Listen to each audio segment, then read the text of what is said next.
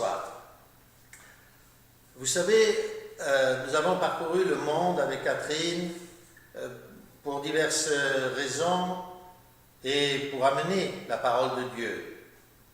Nous sommes allés en Inde, en Afrique, dans de nombreux pays, en Thaïlande. Et puis un jour, pour une opération qui était une opération pour portes ouvertes. Vous connaissez peut-être Portes ouvertes.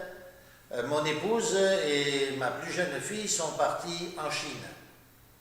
Et ils ont amené des Bibles, des valises de Bibles clandestinement. Alors bien sûr, pour les étrangers, c'est pas très grave.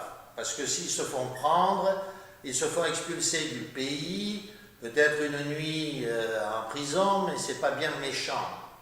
Par contre, pour les pasteurs qui se faisaient attraper en Chine, c'était la persécution, la torture et même la mort.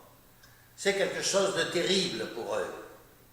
Et donc, mon épouse, moi je n'ai pas pu y aller cette fois-là parce que je m'étais cassé le pied, mais ma fille et ma femme et ma fille sont allées faire cette opération. À quelque temps de là, vous avez peut-être entendu parler de l'opération Pearl. Il s'agit d'une opération lancée par les chrétiens. Ils ont préparé une barge, ont posé dessus 1 million de Bibles, entourées dans des sacs en plastique, et la barge s'est approchée des côtes de la Chine. Et autour de la berge, sur la berge, cachée dans les buissons, il y avait de très nombreux pasteurs et chrétiens chinois qui étaient cachés. Et lorsque la barge est arrivée sur le bord de la côte, les frères ont pris les ballots, les ont jetés dans l'eau, et les frères chinois se sont précipités dans l'eau, récupérant les ballots, les ouvrant très rapidement, remplissant leurs sacs avec les Bibles et se sauvant rapidement avant que les autorités n'arrivent. Nous avons eu l'occasion de voir une de ces Bibles. Et donc, les frères ramassaient les Bibles et puis partaient rapidement. Et puis, au bout d'un moment, bien sûr, la police est arrivée. Et il restait encore des ballots. Certains n'avaient pas été ouverts, d'autres avaient été ouverts. Il restait encore quelques ballots. Ça représentait pas mal de Bibles. Et qu'ont fait les autorités en arrivant? La police a pris toutes ces Bibles qui restaient et les a jetées dans la mer. Et ces Bibles flottaient sur l'eau. Le soleil les faisait briller. Et bien sûr, en Chine, les choses sont tellement chères, il faut savoir que beaucoup d'églises n'ont même pas, les frères n'ont même pas une Bible à eux. Parfois, ils ont 1 page ou 2 pages. Vous voyez ça, quand on comprend cela, on comprend à quel point notre amour pour ces frères qui n'ont pas la pleine connaissance de l'Écriture doit être grand. Comment nous devons les comprendre et les aimer, même lorsqu'ils ne sont pas dans ce que nous appelons, nous, la vérité de la parole de Dieu, ils veulent la suivre. Ils n'ont pas tout ce qu'il faut, prions pour eux. Eh bien donc, des pêcheurs sont arrivés, ont ramassé ces ballots, et c'est une de ces Bibles-là dont je vous parlais, qui avait macéré dans l'eau, et qui après a été exposée sur des toits que nous avons eu en main. Ils ont pris donc ces pêcheurs, ces Bibles, avec leurs filets, et les ont mis sur les toits de leur village. Et il s'est passé un miracle. C'est que, quand le soleil se levait le matin, et lorsqu'il se couchait le soir, il reflétait bien sûr sur ces Bibles ouvertes qui avaient été mises là pour sécher. Et on aurait dit que tout le village était couvert d'or. Tellement ça brillait, tellement c'était extraordinaire. C'est extraordinaire, n'est-ce pas? Mais l'histoire ne s'arrête pas là. 2 de ces pasteurs avaient traversé un village avec leurs sacs sur le dos remplis de Bibles et ils se sont fait arrêter par la police. La police les a mis en prison et a pris les sacs de Bibles et a jeté les Bibles dans la latrine du village. Alors, est-ce que vous savez ce que c'est qu'une latrine? Ma mère, lorsque j'étais jeune, m'a expliqué ce que c'était qu'une latrine. Dans les villages d'autrefois, y compris en France, on faisait un grand trou au milieu du village. Et puis, les gens avaient des seaux pour faire leurs excréments dans la nuit. Et au petit matin, ils prenaient leur seau, ils les versaient dans la latrine, dans le trou. On mettait un peu de terre dessus ou de sable, et voilà ce qu'est une latrine. Voilà où les policiers avaient jeté les Bibles. Et nos deux frères étaient restés donc toute la nuit en prison. Au petit matin, les policiers, les autorités leur ont dit « Vous allez quitter le village immédiatement et ne plus jamais revenir. Sinon, vous allez rester en prison pendant bien longtemps et aller dans les camps de redressement. » Mais nos frères, nos deux frères, qui aimaient tellement la parole de Dieu et qui connaissaient la valeur d'une Bible en Chine, se sont cachés dans des buissons pas loin et à la nuit venue, ils sont descendus dans la latrine. Ils ont récupéré les Bibles. Ces Bibles ont été lavées et utilisées toutes les portions qui pouvaient en être utilisées. Alors moi, je ne sais pas ce que vous auriez été capable de faire.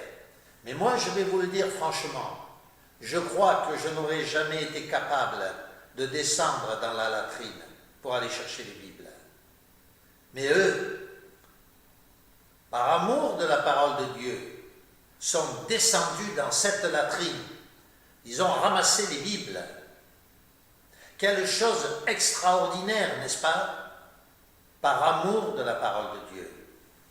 Auriez-vous été capable, vous, de faire cela? Je ne vous demande pas de réponse, mais dans nos cœurs, réfléchissons. Est-ce que sincèrement, nous aurions pu descendre dans cette latrine pour récupérer les Bibles, les laver? Encore une fois, je le répète, moi je crois que je n'aurais pas pu.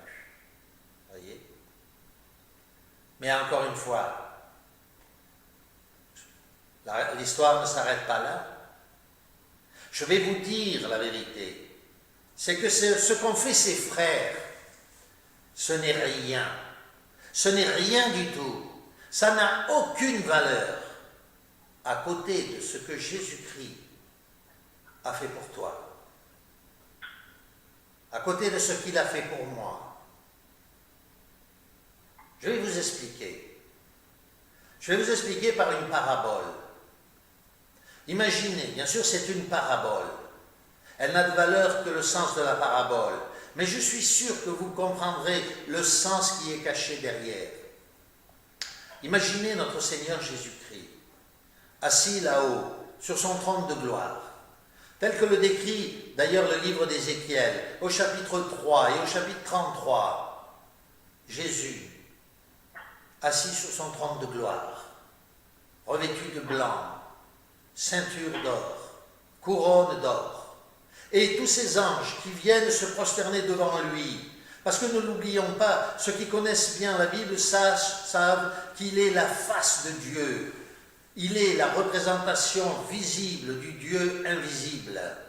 Nul ne peut voir Dieu sinon à travers Jésus-Christ. Même avant qu'il ne vienne sur la terre, les anges ne pouvaient pas voir Dieu, le Père. Ils ne pouvaient voir que l'image de Dieu, la face de Dieu, Jésus-Christ. Et c'est devant lui qu'il venait se prosterner, comme le décrit si bien le livre de Job au chapitre 1er, lorsque même le diable vint au milieu des anges. Alors, Jésus, assis sur son trône d'or, derrière lui, la gloire de son Père. Il ne la voit pas, il ne voit pas le Père. Lui seul le voit, lui seul le connaît. Et lui, que les anges adorent, adorant le Père à travers lui. Un beau jour, il regarde sur la terre. Il a regardé bien en bas. Et puis, il nous a vus. Il a vu Cathy. Il a vu Francis Hubert. Ouais. Et il a vu chacun d'entre nous. Et il nous a vus en bas. Ah oui, moi je dis souvent la chose suivante. Oui, je sais qu'il a vu tout le monde, mais il m'a vu à moi. Rappelez-vous l'apôtre Jean qui disait « Je suis celui que le Seigneur aime ». L'apôtre Jean savait très bien que Jésus aimait tous les apôtres de la même manière. Et pourtant il disait « Je suis celui que le Seigneur aime ». Et moi, je vous le dis, je suis celui que le Seigneur aime. Oui, je suis plein de péchés. Je suis un homme comme beaucoup. Je suis né dans la poussière de ce monde. Je suis né, comme le disait saint Augustin, d'un péché. Mais le Seigneur m'aime. Il est venu chercher les pécheurs, celui que je suis, parce qu'il m'aime. Est-ce que le Seigneur vous aime de la même manière?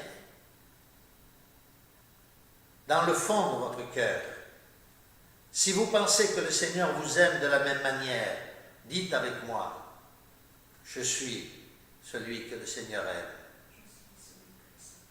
Je suis, moi aussi, je suis celui que le Seigneur aime. Ouais. Eh bien, il m'a vu, il nous a vus, il m'a vu. Et il a dit, oh là là, dans quel état il est? Dans quel état il est? Et cette terre, regardez-la, l'air est pollué. L'eau, on ne peut même plus la boire. Même l'eau qui s'appelle potable est polluée. Tout est pourri, tout est pollué. On fait sauter les centrales nucléaires, les bombes atomiques. Bientôt, vous allez voir, ça va être encore pire.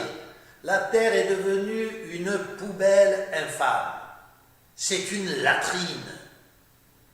Alors vous imaginez-vous que le Fils de Dieu, Dieu lui-même, va descendre dans la latrine dans laquelle moi je ne peux pas aller pour aller me chercher?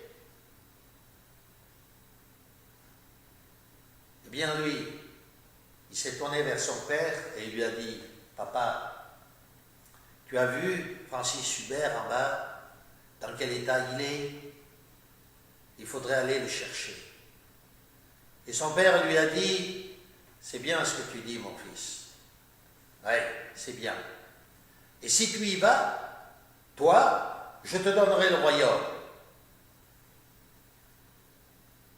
Et Jésus s'est levé immédiatement, il a dit, me voici, envoie-moi. Oui, il a fait ça. Me voici, envoie-moi. Je vais y aller. Alors il a pris sa couronne d'or, il l'a enlevée, il l'a posée, il a défait sa ceinture d'or et il est descendu. Et moi je me souviens, quand je l'ai vu sur le bord de la latrine là, avec sa belle robe blanche, je lui ai dit, Seigneur, ne viens pas, regarde dans quel état je suis, ne viens pas Seigneur, ne descends pas. Et il m'a dit, je suis venu te chercher. Mais Seigneur, regarde, j'ai les jambes coupées, j'ai les bras coupés, regarde, je ne peux même pas me déplacer. Regarde Seigneur, dans quel état je suis. Alors il m'a pris, il m'a mis sur ses épaules, sa robe blanche qui était tellement salie, et il m'a dit, je suis venu te chercher. Je ferai de toi un fils de Dieu. Waouh! De moi? Un fils de Dieu de moi? Oui, je ferai de toi un fils de Dieu. Et il a remonté la latrine, et lorsque j'étais sur le bord, vous savez ce que j'ai fait pour le remercier? Je vais vous le dire, je vais l'avouer. J'ai pris des clous, un marteau, et je l'ai cloué à la croix. Un clou pour mes mensonges, un clou pour mes rébellions, un clou pour mes hypocrisies. Ouais, je l'ai cloué à la croix, pour lui dire merci, parce qu'il était venu me chercher. Et lui, sur la croix, parce que c'était bien une croix, c'était pas un poteau, bien sûr. Non, c'était une croix. Il fallait que ce soit une croix, parce que cette croix a 4 côtés. Elle a 2 côtés, 2 bras étendus, qui nous appellent dans son amour et qui continue de dire « Viens ». Et puis un poteau vertical, qui nous amène de la terre, et même du plus profond de la terre, d'en dessous la terre, pour nous amener jusqu'au ciel. Voilà le sens de la croix, le symbole de l'amour éternel et infini. Et bien là, moi je le revois encore, il était sur cette croix, les bras étendus. Moi j'étais plus loin là-bas, je regardais de loin, je n'osais pas m'approcher à cause de ce que j'avais fait. Et il m'a dit, viens, n'aie pas peur, je te pardonne, tout est pardonné. Alors, je me suis approché de la croix, je me suis mis à genoux et j'ai pleuré.